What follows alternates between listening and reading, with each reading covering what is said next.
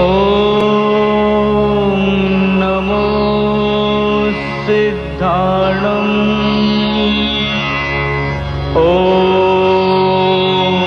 नमो आयर्याणम् ॐ नमो वज्रायाणम् नमो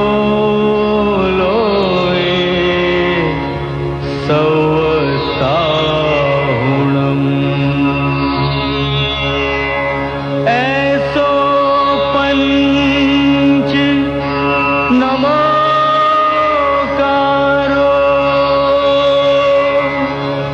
सौपाव पणासरो मंगलाणं च सौवेसिं पढ़मं हवै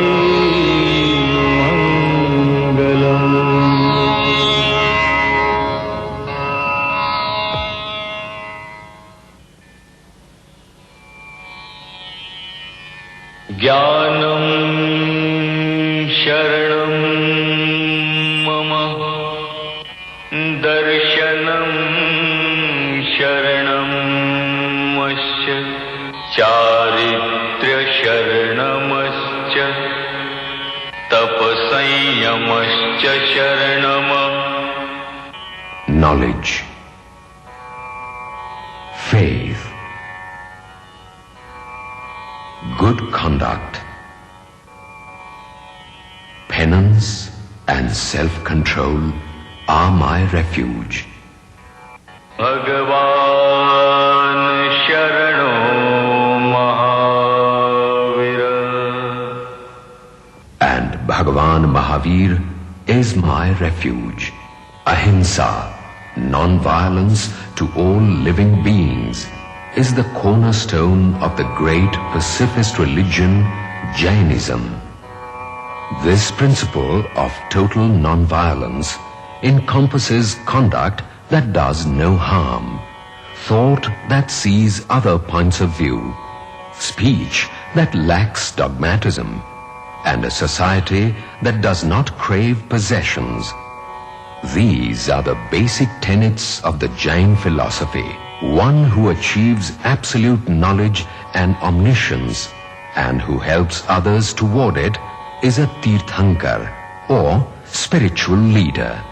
The first Jain Tirthankar, Rishabha, showed how to lead a wholesome life conducive to renunciation and absolute purity. In the current half cycle of time, Mahavir, the 24th and final Tirthankar, was born in 599 BC and reached Nirvana in 527 BC.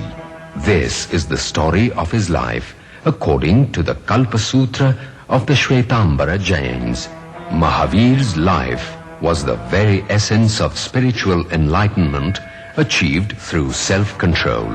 In the prime of his life, he practiced rigorous austerities for 12 and a half years before becoming a Tirthankar.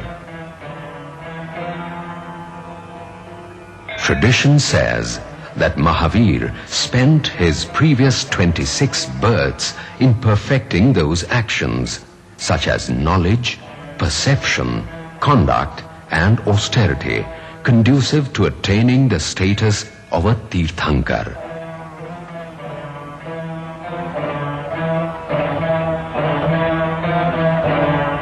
On the 6th night of the bright half of the Indian lunar month, that falls in June-July, the soul of Mahavir entered the womb of Devananda, the wife of a leading Brahmin who lived in Kundapura, near modern Patna in Bihar.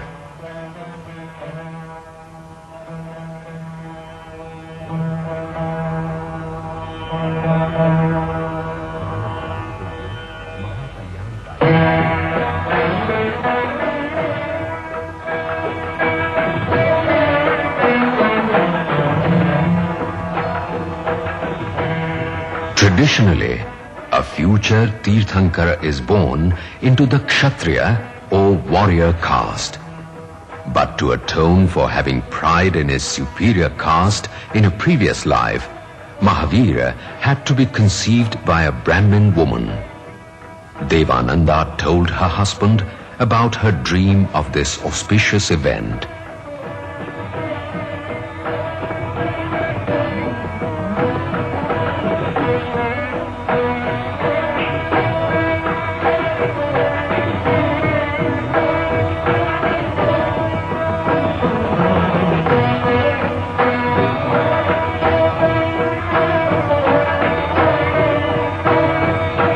On the 13th night of the bright half of the month, a god removed the fetus from the womb of Devananda.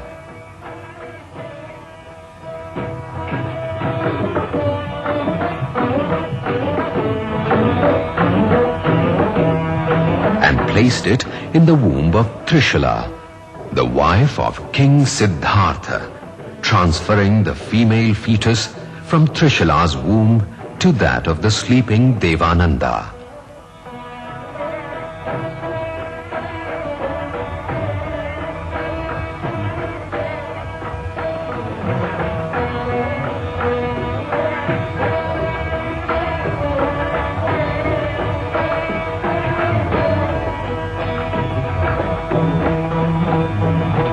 Before giving birth, Trishula saw 14 auspicious objects in her dreams.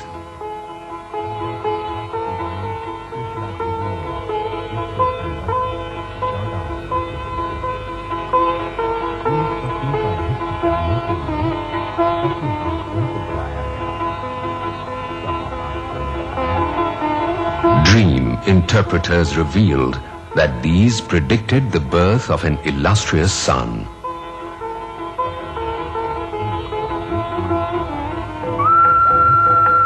The dream of a lion indicated his nobility and heroism. The white bull, his righteousness and strength of character.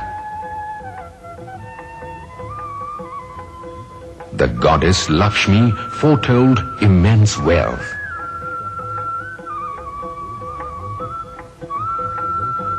The pair of garlands signified the glory and reverence the universe would bestow on him. The moon was a sign of his benevolence. The sun, that he would dispel the darkness of ignorance. The silver jug represented his unlimited strength and prowess. The ocean indicated that he would contain within himself the two jewels of wisdom and knowledge. The sky palaces of the gods were a sign that even the gods would worship him. The pile of jewels stood for his innumerable virtues, and the smokeless fire his unwavering integrity.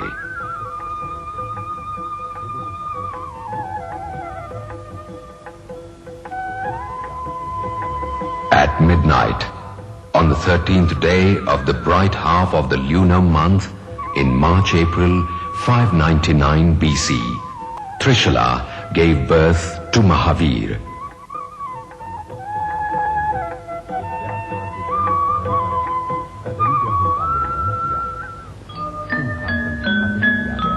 "56 maidens hurried to perform holy rituals to celebrate this auspicious occasion. They danced as the heavenly choir sang to the glory of the newborn.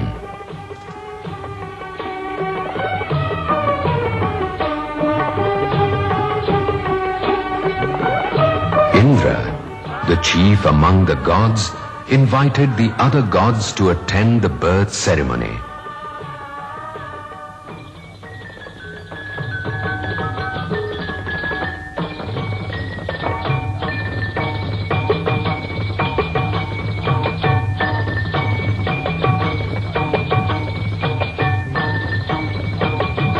He induced Trishula to sleep and carried the child to Mount Meru.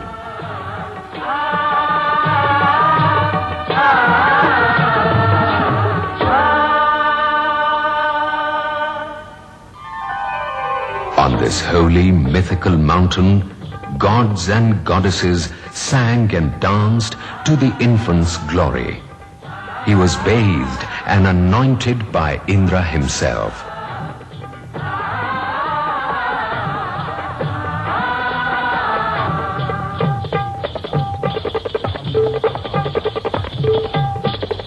After the celebrations, Indra returned the infant to his sleeping mother.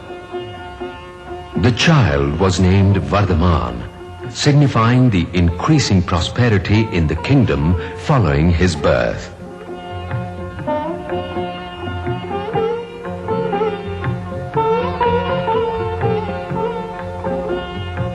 He was much loved by the king and the queen.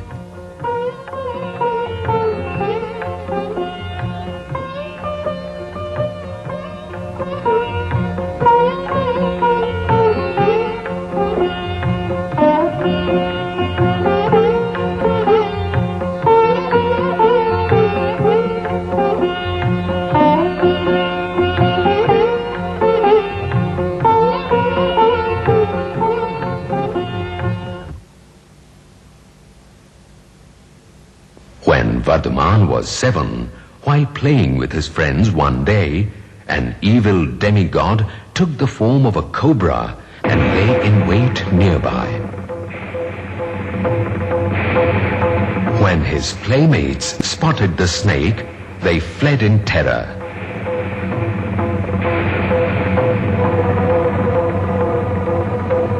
But Vardhaman was undaunted. He boldly grabbed the cobra by the tail and flung it far away. Then he called to his frightened friends to return to their games. But the subdued demigod tried again to test Vardhaman's courage.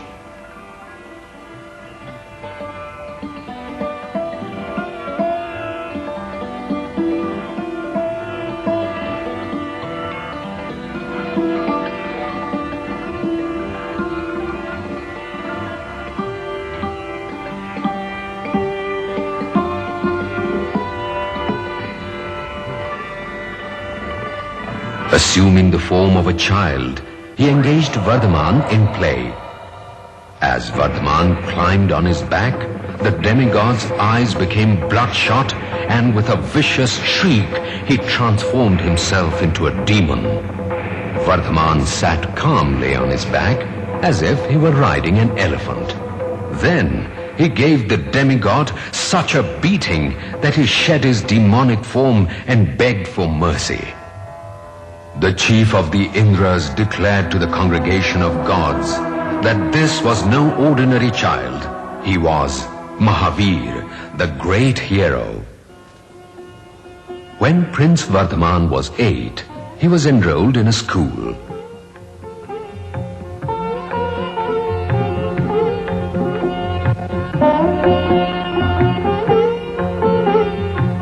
But instead of needing to be taught, he amazed everyone by answering complex and baffling questions about the various sciences.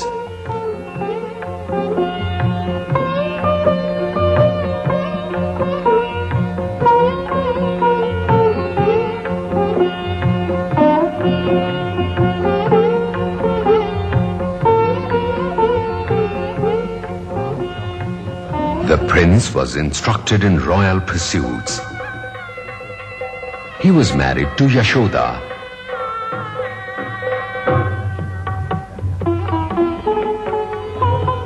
And in due course, a daughter, Priyadarshana, was born. He lived in complete harmony with his family and friends. Prince Vardhaman's life appeared to lack nothing. The royal family assembled at dusk to hear Mahavir deliver his first sermon. King Siddhartha sat with his queen, who held their granddaughter. They were joined by their elder son, Nandivardhana, and their sons' wives.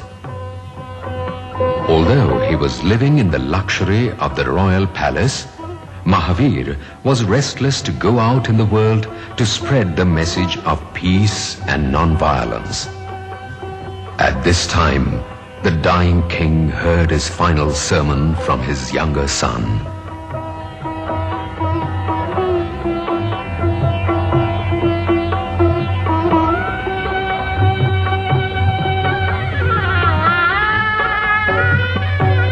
Mahavir then asked Nandivardhan to ascend the throne. For Mahavir, worldly trappings were meaningless. He began to prepare himself for the life of an ascetic. At the age of 28, Prince Vardhaman asked his elder brother for permission to renounce the world. Nandivardhan requested him not to leave at this time of bereavement and promised to let him leave after 2 years.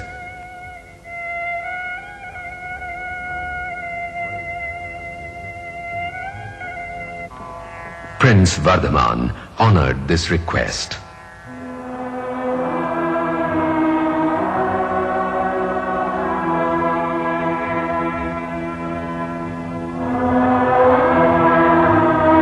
Meanwhile, 9 gods approached Mahavir and asked him to establish a religious order that would lead all creatures towards eternal bliss and salvation.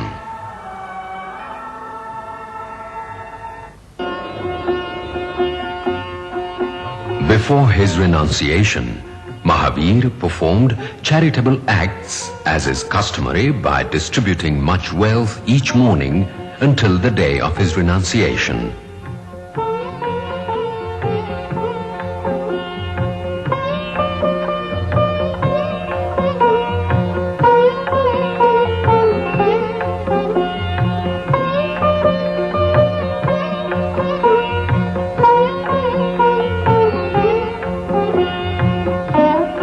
At noon, on the 10th day of the dark half of the lunar month in October-November, Vardhaman left the palace forever.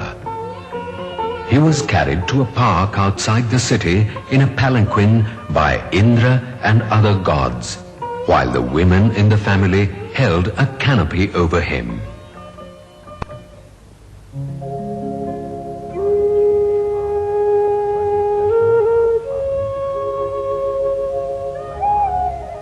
There, Vardhaman pulled the hair from his head in 5 handfuls.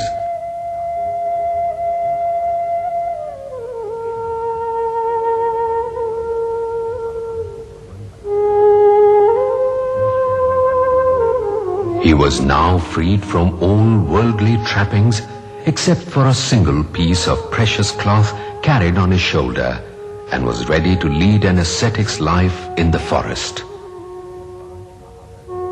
He took the 5 lifelong great vows of non-violence, truth, non-stealing, celibacy, and non-possession. Mahavir vowed to live in silence and solitude and survived on a bare minimum of food and water. During his spiritual apprenticeship, his commitment to non-violence, his fearlessness, and his self-conquest were all severely tested. Young men and women, attracted by his radiant beauty, begged for his affections, but he was unmoved.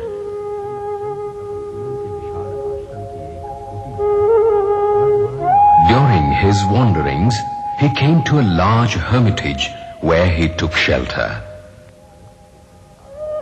While he was deep in meditation, occasionally wandering cows would eat the thatch from his hut. The head of the hermitage reprimanded Mahavir for his negligence.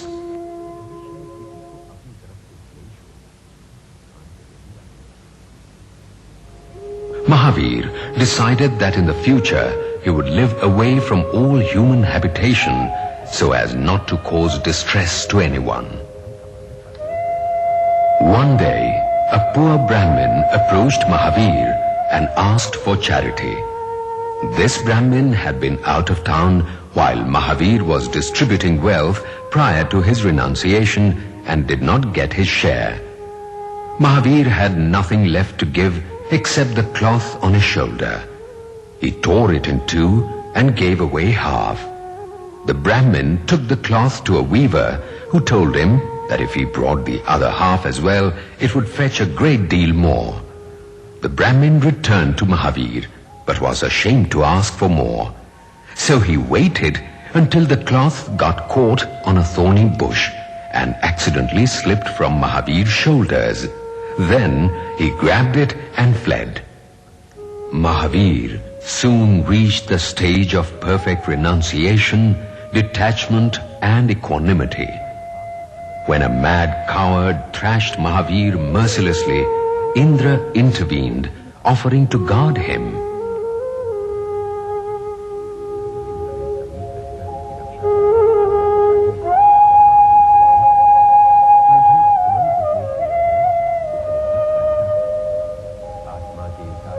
Mahavir declined, saying, "Thorns are as dear to me as flowers. I have chosen this path, and I must tread on it alone, unaided."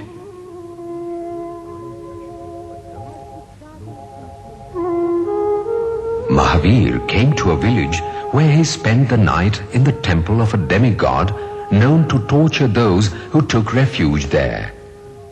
That night, the demigod, taking the form of an elephant, a cobra, and a lion, harassed Mahavir, who stood meditating, unmoved by these attacks. Utterly disconcerted, the demigod fell at Mahavir's feet and prayed for forgiveness.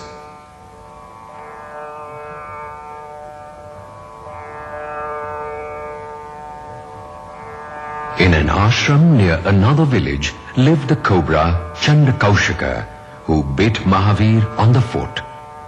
The deadly venom did not harm Mahavir, who simply said, "O Chandakaushika, be enlightened and attain peace of mind."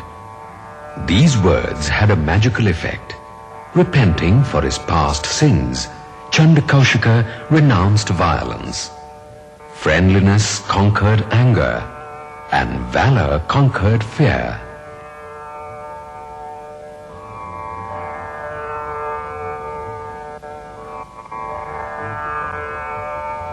On his way to Rajagriha, Mahavir had to cross the Ganges. A serpent prince who bore a grudge against Mahavir from one of his previous lives created a cyclonic storm. Although the boat was rocked by huge waves, Mahavir sat calmly and serenely, deep in meditation. His spiritual strength was so great that everyone was saved. Another demigod was jealous of the praise Indra bestowed on Mahavir. To test Mahavir's courage and endurance, he assumed the illusory forms of a mongoose, elephant, tiger, serpent, a young woman, and so on to test his steadfastness. He even kindled a fire between Mahavir's legs, but Mahavir stood as firm as a tree, fasting for 6 months. When the demigod finally admitted defeat and begged forgiveness, Mahavir showed him only friendliness and compassion.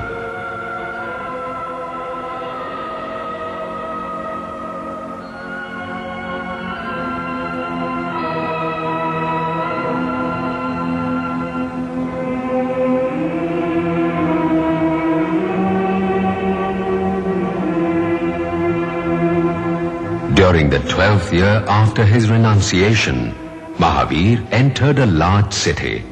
He had vowed to only accept alms from a donor who fulfilled his 10 untold conditions. For 5 months and 25 days, he did not touch a morsel of food. At last, he called on a rich household whose slave, Chandanabala, met all his conditions. Chandanbala was really not a slave, but a princess who was wrongfully imprisoned. In celebration of his breaking this long fast, a shower of wealth came from the heavens.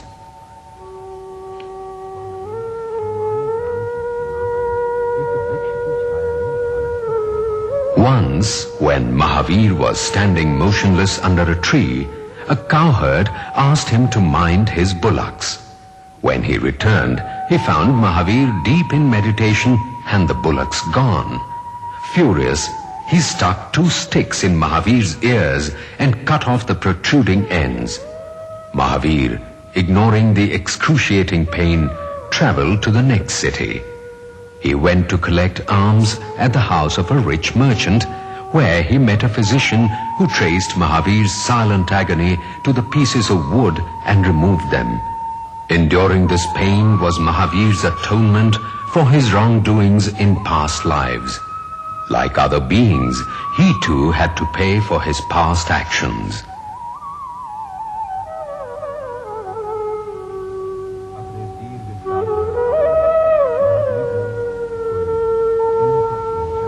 During his 12.5 years of penance, Mahavir took food on only 349 days. However little he received, he only ate once a day. The rest of the time he fasted without water. He had now reached the purest state of meditation. After practicing severe austerities and deep meditation for 12.5 years, Mahavir arrived at the banks of the river Rujavalika in Bihar. On the 10th day of the bright half of the lunar month in April-May, as he sat in a rice field in the shade of a shala tree meditating, there, seated in the cow-milking posture, he attained absolute knowledge. He became omniscient. Free of all impurities, he was venerable in all the 3 worlds. Henceforth, he will be known as a Tirthankar.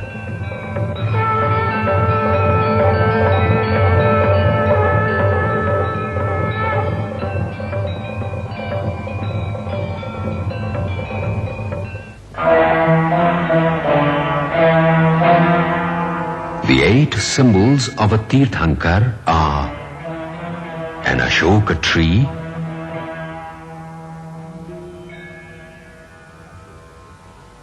a floral shower, a divine sound, a fan, a throne, a halo, a musical instrument, a triple parasol. The sight of these symbols and that of the Tirthankara walking on gold lotuses gave onlookers supreme spiritual awakening.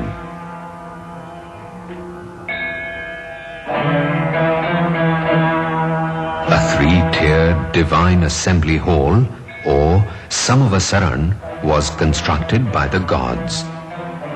Here, Mahavir sat facing east and delivered a sermon which all men and animals assembled there could understand, each in their own language.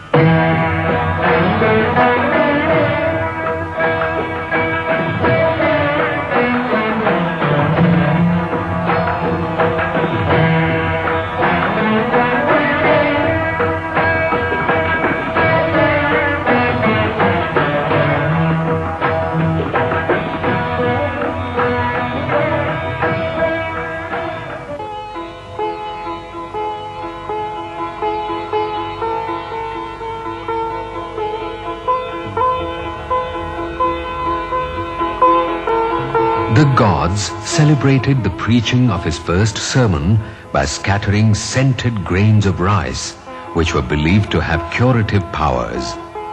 It was received by those assembled there.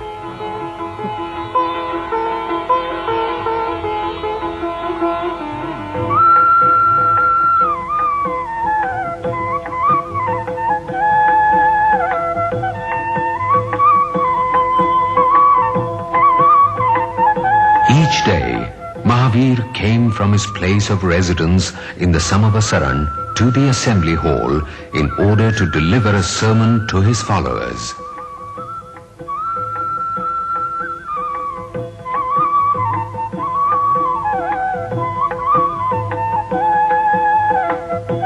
The gods and mortals had been invited to attend a great sacrifice sponsored by a rich Brahmin in a nearby city.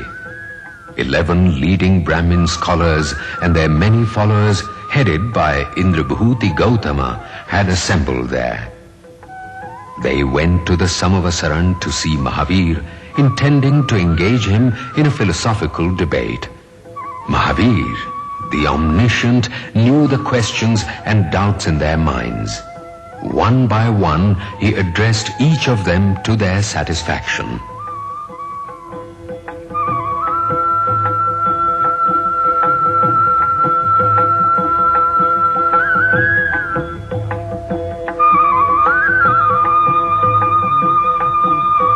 The 11 scholars were so impressed with Mahavir's knowledge that they and their 4,411 disciples asked to be initiated into Jain mendicancy by him.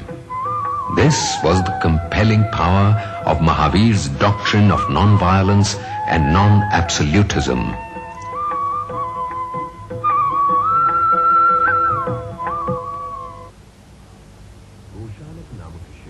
Prior to his attaining omniscience, Mahavir taught his disciple Goshalaka the art of creating meditational heat.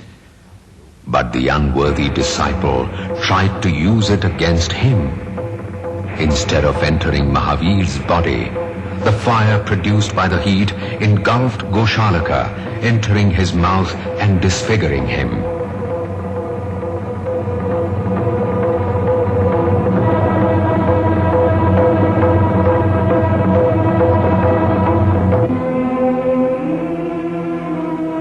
Mahavir toured various parts of India, spreading his mission and gathering thousands of followers and disciples. Bearing the message of reverence for all, he laid a firm foundation for the doctrine of non-violence in thought, word, and deed.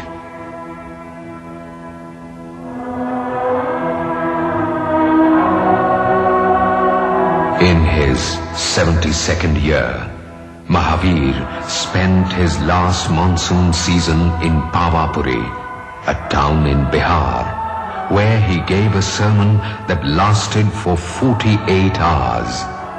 When he finished, his life ended. The good deeds and penances had freed him from the cycle of birth and death, raising him to the status of a liberated and perfected being, or Siddha.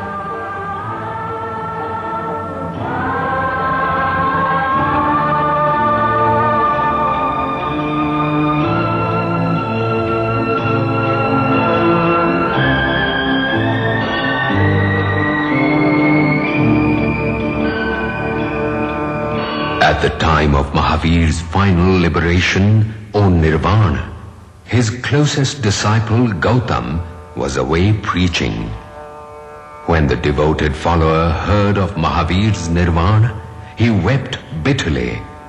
But after a while, the disconsolate Gautama calmed down. He realized that perhaps Mahavir meant to keep him away at this time to impress upon him that spiritual apprenticeship should have no attachment. This profound insight filled him with non-attachment, and he attained absolute knowledge. Like his master, he became an omniscient being.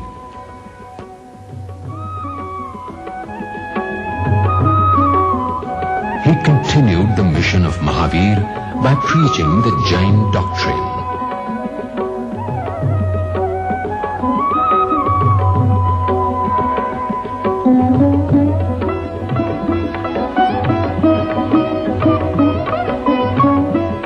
Over 2,500 years ago, the great teacher of friendship and compassion, Mahavir, preached the doctrine of ahimsa. He spread the message of non-violence, love, friendliness, and charity to all living beings. Today, in this age full of hatred and strife, his teachings are perhaps even more relevant than they were in his own time. The way to save the world from destruction at the hand of humanity is by following the path revealed by Mahavir, the path of non-violence and kindness, brotherhood and unity. It is for each one of us to imbibe these virtues and practice them in our daily lives. Let there be no place in our lives for craving and lust, for superficial bonds and attachments. In the true spirit of Jainism, let us renounce all that breeds contempt and greed, bitterness and rancor. Let us, one and all, awaken the soul by introspection and elevate it to its true perfection.